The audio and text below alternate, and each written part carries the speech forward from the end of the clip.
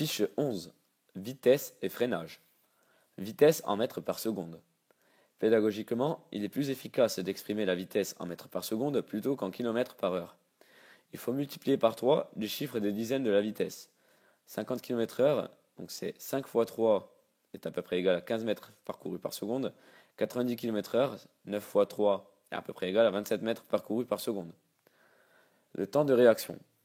Le temps de réaction est le temps qui s'écoule entre la perception du danger et l'action sur les freins. Le temps de réaction est plus long en cas de fatigue, consommation d'alcool, consommation de drogue ou de médicaments, utilisation d'un téléphone. L'énergie cinétique.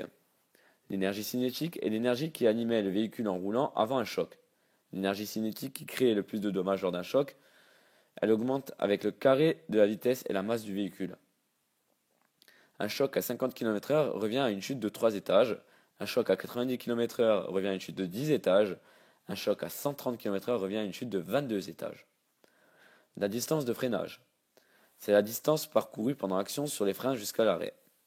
La distance de freinage dépend de la route, des pneus, des freins et des suspensions.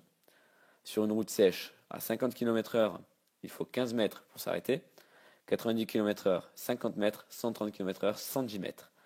Sur une route mouillée, cette distance est multipliée par 2. Donc 30 mètres, 100 mètres et 220 mètres. Les distances d'arrêt et la vitesse.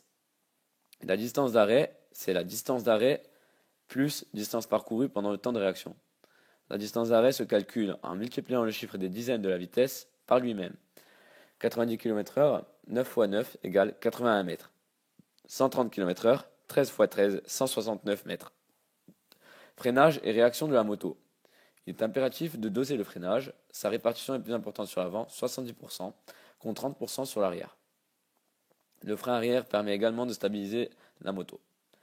En freinage d'urgence, il est préférable d'anticiper légèrement avec le frein arrière afin d'éviter le transfert de masse à l'avant et le délestage de la roue arrière. Freinage et dérapage. En situation d'urgence, un motard sur 5 chute. En cas de blocage, il faut relâcher la pression pour retrouver l'efficacité et le contrôle de la direction. L'idéal est d'être équipé d'un système ABS.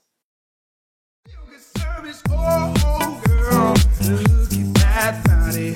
Oh, girl.